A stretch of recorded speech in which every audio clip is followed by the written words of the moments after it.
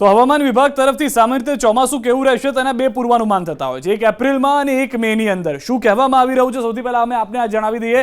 તમામ લોકો માટે મહત્વની વાત, કેવું રહેશે ચોમાસું. ખેડૂતો માટે આનંદના સમાચાર લઈને આવી રહ્યું છે હવામાન વિભાગ. ચોમાસાને લઈને સૌથી મોટા સમાચાર ખેડૂતો માટે, જે જોવાનું આપે ચૂકવાનું નથી. ગુજરાતમાં ચોમાસા દરમિયાન જોરદાર વરસાદનું અનુમાન છે. જોરદાર વરસાદ રહેશે.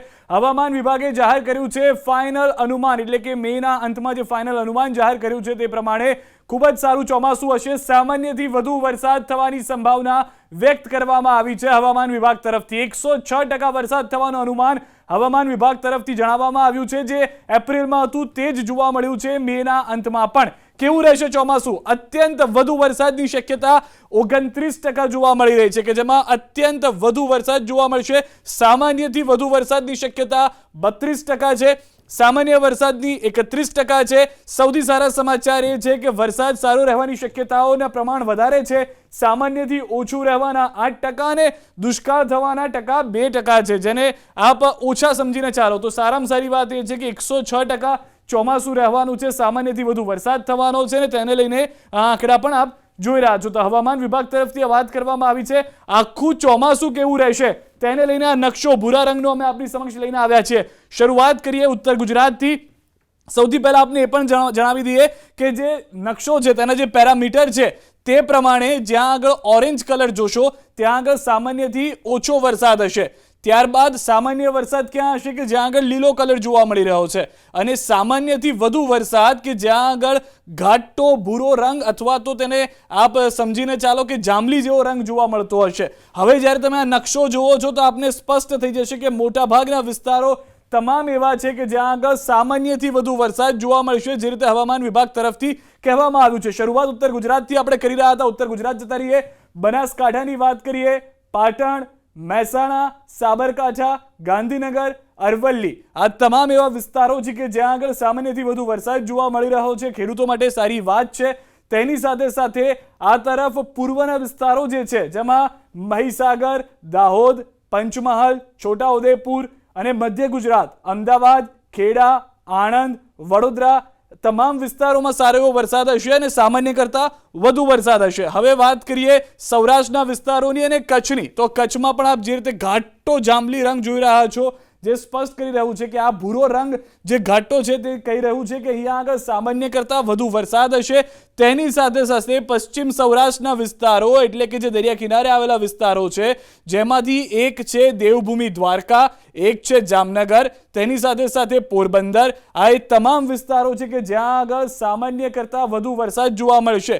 ત્યારબાદ સૌરાષ્ટ્રના મોરબી, રાજકોટ, સુરેન્દ્રનગર, જૂનાગઢ, અમરેલી, ભાવનગર, બોટાદ, ગીર સોમનાથ અને દીવ સાથે સાથેના જે તમામ વિસ્તારો છે ત્યાં આગળ સામાન્ય કરતાં વધુ વરસાદ હશે. અમદાવાદ, ખેડા, આણંદ, વડોદરા, છોટાઉદેપુર, ભરૂચ, આ તમામ એ વિસ્તારો મધ્ય ગુજરાતથી દક્ષિણ ગુજરાત જતા કે જે તમામ વિસ્તારોમાં સારો એવો વરસાદ જોવા મળશે અને સામાન્ય કરતાં વધુ વરસાદ હશે.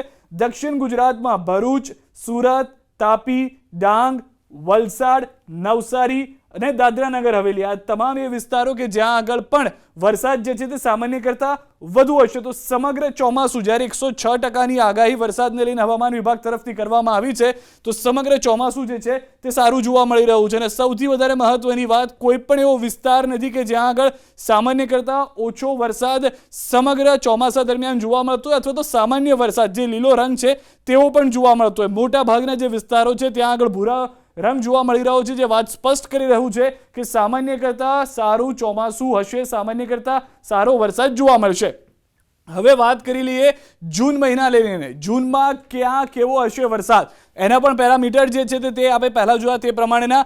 જ્યાં આગળ સામાન્ય કરતાં ઓછો વરસાદ હશે તે પીળાથી લઈ અને કેસરી રંગ હશે કે જે સામાન્ય કરતાં ઓછો વરસાદ હશે. લીલો રંગ જ્યાં આગળ સામાન્ય વરસાદ હશે અને ભૂરો રંગ કે જ્યાં આગળ સામાન્ય કરતાં વધુ વરસાદ હશે. જૂન મહિનાની શું પરિસ્થિતિ છે? સામાન્ય કરતાં ઓછો વરસાદ. થોડા ચિંતાજનક સમાચાર ઉત્તર ગુજરાતના બનાસકાંઠા, પાટણ માટે છે. થોડા ઘણા જે અંશો છે તે મોરબી અને જામનગરમાં પણ જોવા મળી રહ્યા છે કે જ્યાં આગળ વાવણી થોડી ચિંતાલાયક હોઈ શકે છે, કેમ કે અહીંયા આગળ સામાન્ય કરતાં ઓછો વરસાદ જોવા મળી રહ્યો છે. બીજી તરફ પૂર્વના જે વિસ્તારો છે તેમાં સાબરકાંઠાનો થોડો ભાગ જે આપ જોતા હશો અહીંયા આગળ જોવા મળશે. તેની સાથે મહીસાગર, દાહોદનો થોડો વિસ્તાર, પંચમહાલનો થોડો, છોટાઉદેપુરનો થોડો ઘણો વિસ્તાર એવો જોવા મળી રહ્યો છે. તેની સાથે નર્મદાનો થોડો વિસ્તાર એવો છે અને દક્ષિણ ગુજરાતની અંદર તાપી, ડાંગ, નવસારી અને વલસાડ થોડો એવો વિસ્તાર છે કે જ્યાં આગળ સામાન્ય કરતાં ઓછો વરસાદ ફક્ત જૂન મહિનામાં જોવા મળી શકે છે. ત્યારબાદ સામાન્ય વરસાદ ક્યાં આગળ હશે તો ઉત્તર ગુજરાતથી જ ફરી એક વખત શરૂઆત કરીએ તો પાટણ એ જિલ્લો કે જ્યાં આગળ થોડો સારો એવો વરસાદ જોવા મળી શકે છે અથવા તો સામાન્ય વરસાદ હશે.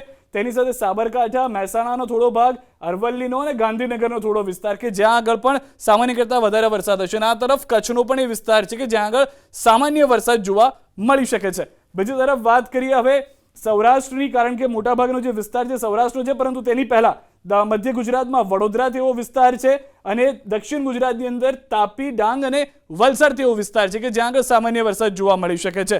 સૌરાષ્ટ્રની આપણે વાત કરી રહ્યા હતા. સૌરાષ્ટ્રની અંદરનો જે વિસ્તાર છે કે જ્યાં આગળ સામાન્ય વરસાદ જોવા મળી શકે છે જૂન મહિનામાં, તે છે દેવભૂમિ, દ્વારકા, પોરબંદર, જુનાગઢ, ગીર સોમનાથ અને ભાવનગર, અમરેલીનો થોડો ઘણો વિસ્તાર. હવે મહત્વની વાત કે સામાન્ય કરતાં વધુ વરસાદ ક્યાં આગળ હશે જૂન મહિનામાં, તો તે વિસ્તારો છે બોટાદ, ભાવનગર, અમરેલી, અમદાવાદ, ગાંધીનગર, મહેસાણા, ખેડા. એ તમામ વિસ્તારો છે કે જ્યાં આગળ સામાન્ય કરતાં વધુ વરસાદ જોવા મળી શકે છે જૂન મહિનામાં.